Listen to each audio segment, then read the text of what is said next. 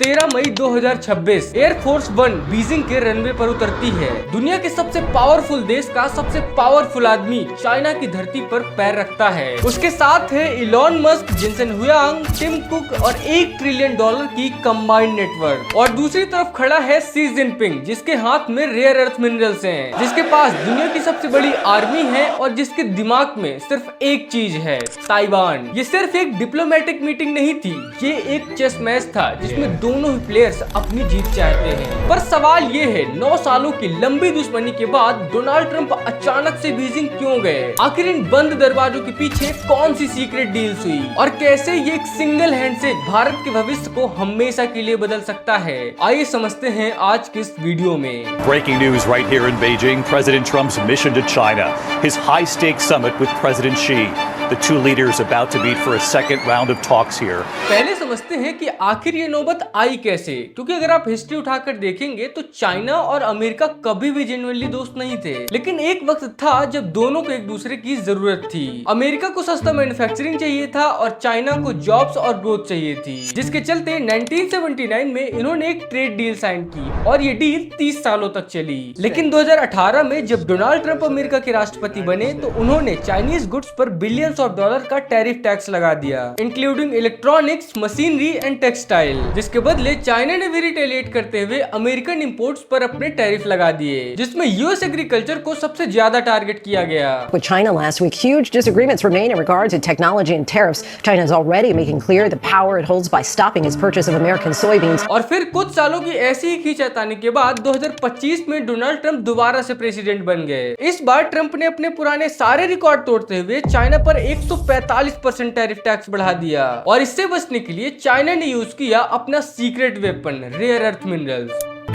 Rare earth वो minerals हैं जिसके बिना आज की कोई भी मॉडर्न टेक्नोलॉजी काम नहीं करती, ना ही फाइटर जेट्स, ना ही आईफोन, ना ही इलेक्ट्रिक कार्स और ना ही मिसाइल्स। और दुनिया की 90% रेयर अर्थ मिनरल की प्रोसेसिंग चाइना के हाथ में है। और जब जब भी चाइना ने इन मिनरल्स को देने से इनकार किया है, तब तब अमेरिका झुक गया। अक्टूबर 2025 में सेक्रेटरी ट्रीज बनी, टैरिफ्स कम होने लगे, टेंशंस थोड़ी कूल डाउन होने लगी और दोनों साइड्स ने मिलकर डिसाइड किया कि अब बात करनी चाहिए। लेकिन मीटिंग शेड्यूल होना इतना आसान नहीं था। पहले ये मीटिंग मार्च 2026 में होने वाली थी, फिर 16 मार्च को ट्रंप ने अनाउंस किया कि ये विजिट पोस्टपोन हो रहा है। वजह ईरान। फरवरी 2026 अमेरिका और इजराइल ने मिलकर ईरान पर हमला कर दिया। एक और वॉर शुरू हो गई, जिसकी वजह से स्टेट ऑफ हॉर्मुज, वो वाटरवे जिससे दुनिया का 20% ऑयल एंड गैस गुजरता है, वो खतरे में आ गई। और क्योंकि ट्रंप के लिए उस वक्त प्रायोरिटी ईरान था, इसीलिए बीजिंग की मीटिंग डिले हो गई। लेकिन यहाँ एक आयरनी है, ईरान की वजह से ही मीटिंग डिले हुई और ईरान की वजह से चाइना की बार्गेनिंग पोजीशन और स्ट्रांग हो गई। क्यों? क्योंकि ईरान का 90% ऑयल अकेले चाइना खरीदता है। मतलब चाइना के पास ईरान पे प्रेशर डालने के लिए पावर भी है और अमेरिका को ईरान के लिए चाइना की जरूरत थी। फाइनली 14 और 15 मई को ये मीटिंग फिक्स हुई। पूरे 9 साल बाद चाइना में ये पहला अमेरिकन प्रेसिडेंशियल विजिट था। 13 मई की रात ट्रंप बीजिंग पहुंचते हैं। रेड कारपेट, मिलिट्री बैंड और बच्चे अमेरिकन और चाइनीज फ्लैग्स लिए खड़े हैं। खूब धूम धड़ाके से स्वागत होता है और अगले दिन ग्रेट हॉल ऑफ पीपल में फॉर्मल मीटिंग, जहाँ मौजूद है Donald Trump, Xi Jinping, Elon Musk, Tim Cook, Jensen Huang, Larry Fink, Jane Fraser, Kelly Ortberg और दोनों देशों के डिप्लोमेट। सभी लोग पार्टी एंजॉय करते हैं, मीटिंग करते हैं और एक दूसरे के साथ सेल्फीज क्लिक करते हैं। ये पूरी मीटिंग करीबन 2 घंटे 15 मिनट तक चलती है। उसके बाद दोनों लीडर्स टेंपल ऑफ हेवन गए, वो जगह जहां चाइनीज एम्परर्स कभी अच्छी फसल के लिए प्रे किया करते थे। वैसे यहाँ पर आपके दिमाग में एक सवाल उठ रहा होगा कि आखिर ट्रंप इतने सारे सीईओज के साथ वहां क्यों गया, जबकि बाकी कंट्रीज में तो वो अकेले ही जाता है। वेल, यहाँ पर वो सारे सीईओज शो ऑफ के लिए नहीं गए थे, हर एक का अपना पर्सनल एजेंडा था। जैसे इलॉन मस्क की टेस्ला चाइना में बुरी तरह से डूब रहा है। 1 साल के अंदर मार्केट शेयर 16% से गिर चुकी है और Chinese EV car company bid globally और लोकली दोनों जगह फैल रही है और इसीलिए इलॉन मस्क को सरवाइव करने के लिए चाइना का सपोर्ट चाहिए। सेम जेनसेन हुयांग, जो कि एनवीडिया के सीईओ हैं, यूएस एक्सपोर्ट कंट्रोल की वजह से एनवीडिया के H200 AI चिप्स चाइना में बैन है। एनवीडिया बिलियंस ऑफ डॉलर का बिजनेस खो रहा है और इसीलिए हुयांग सिर्फ एक चीज चाहता है कि चाइना चाइना एआई चिप्स पर से ये बैन हटा दे। और इसी तरह टिम कुक जो कि एप्पल के सीईओ हैं, एक्चुअली एप्पल के 80% आईफोन चाइना में बनते हैं और 60 मिलियन आईफोन हर साल अमेरिका में बिकते हैं। मतलब उनका ज्यादातर प्रोडक्शन चाइना में ही होता है और इसीलिए चाइना के बिना एप्पल का काम नहीं बनता, सिंपल। इसके अलावा बोइंग कंपनी के लिए तो एक डील मीटिंग के दौरान ही फिक्स हो गई। समिट के आखिरी दिन ट्रंप ने अनाउंस किया कि चाइना 200 बोइंग एयरक्राफ्ट खरीदेगा और जो बोइंग फाइनेंशियली स्ट्रगल कर रही थी उसके लिए ये डील एक लाइफलाइन की तरह साबित हुई। लेकिन यहाँ एक ट्विस्ट है, इन सीईओज का चाइनीज मार्केट में घुसना अब पहले से कहीं गुना ज्यादा मुश्किल है, क्योंकि ट्रंप की पहली टर्म की ट्रेड वॉर ने चाइना को एक चीज के लिए मजबूर कर दिया है और वो है सेल्फ रिलायंस। चाइना ने अपनी खुद की ईवी कंपनीज बनाई, अपने चिप्स डेवलप किए और अपना एआई इकोसिस्टम खड़ा किया।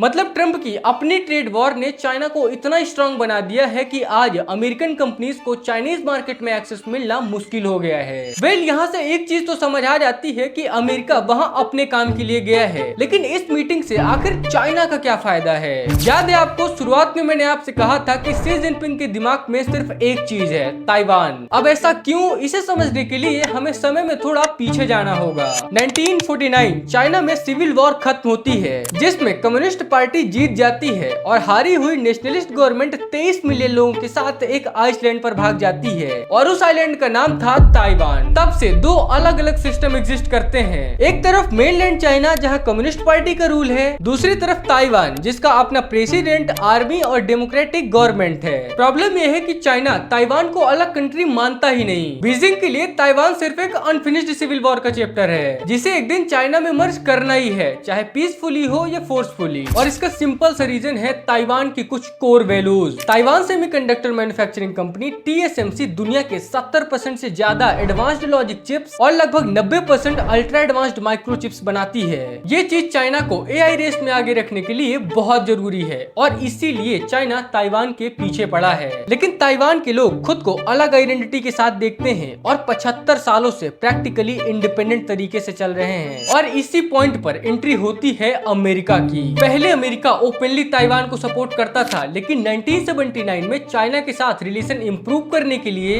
यूएस ने ऑफिशियली बीजिंग को ही रियल चाइना मान लिया। पर ट्विस्ट ये है कि अमेरिका ने ताइवान को कंप्लीटली कभी नहीं छोड़ा। उसने एक पॉलिसी बनाई, स्ट्रेटेजिक एम्बिग्युइटी। मतलब अमेरिका जानबूझकर क्लियर नहीं करता कि अगर चाइना ताइवान पर अटैक करे तो यूएस वॉर में आएगा या नहीं। क्यों? क्योंकि अगर अमेरिका ओपनली ताइवान को प्रोटेक्शन गारंटी दे दे तो चाइना यहाँ पर एग्रेसिव हो सकता है, और अगर बोल दे कि हेल्प नहीं करेगा तो चाइना को ताइवान पर इन्वेजन करने के लिए ग्रीन सिग्नल मिल जाएगा। इसीलिए पिछले कई डिकेड से अमेरिका एक डेंजरस बैलेंसिंग एक्ट खेल रहा है और बीजिंग समिट में शी जिनपिंग ने इसी इशू पर ट्रंप को डायरेक्ट वार्निंग दी है। शी ने ताइवान को सबसे सेंसिटिव इशू बताया है और कहा है कि अगर इसे गलत हैंडल किया गया तो ये सिचुएशन कॉन्फ्लिक्ट तक पहुंच सकती है। ट्रंप का रिस्पांस भी इंटरेस्टिंग था। उसने कहा है कि वो चाहता है कि सिचुएशन जैसी है वैसी ही रहे, और इसीलिए मीटिंग के दौरान जब एक रिपोर्टर ने ट्रंप से ताइवान के बारे में पूछा तो उसका रिएक्शन कुछ ऐसा था। Great. Great place. Incredible. China's beautiful. Did you talk about Taiwan, Mr. President? लेकिन रियलिटी और भी टेंस है। अमेरिका ताइवान को बिलियंस ऑफ डॉलर के वेपन्स देता है और रिपोर्ट्स के मुताबिक चाइना अपनी मिलिट्री को रैपिडली प्रिपेयर कर रहा है। फॉर्मर CIA ऑफिसर्स तक वार्निंग दे चुके हैं कि 2027 तक शी जिनपिंग ने अमेरिका को ताइवान सिनेरियो के लिए रेडी रहने को कहा है। और सबसे शॉकिंग बात, ताइवान का मिलिट्री बजट चाइना की कंपैरिजन में 11 टाइम्स छोटा है। मतलब अगर फ्यूचर में ताइवान को लेकर एक भी गलत डिसीजन होता है तो ये सिर्फ एशिया का कॉन्फ्लिक्ट नहीं होगा, ये अमेरिका और चाइना दुनिया की सबसे पावरफुल कंट्रीज को डायरेक्टली फेस टू फेस ला सकता है। यहाँ पर एक सवाल जो कि सबसे ज्यादा इंटरेस्टिंग है वो ये कि आखिर इस मीटिंग से इंडिया का क्या लेना देना है। दरअसल पिछले कई सालों से अमेरिका इंडिया को एक इम्पोर्टेंट पार्टनर की तरह देख रहा है, स्पेशली चाइना को बैलेंस करने के लिए। इंडो पैसिफिक स्ट्रेटजी में इंडिया एक मेजर प्लेयर बन गया था, लेकिन ट्रंप शी की मीटिंग के बाद ये इक्वेशन थोड़ी अनसर्टेन लगने लगी है। जब से अमेरिका और चाइना के रिलेशन खराब हुए थे तब से बहुत सारी ग्लोबल कंपनी चाइना के बाहर अपने नए मैन्युफैक्चरिंग हब्स ढूंढ रही थी।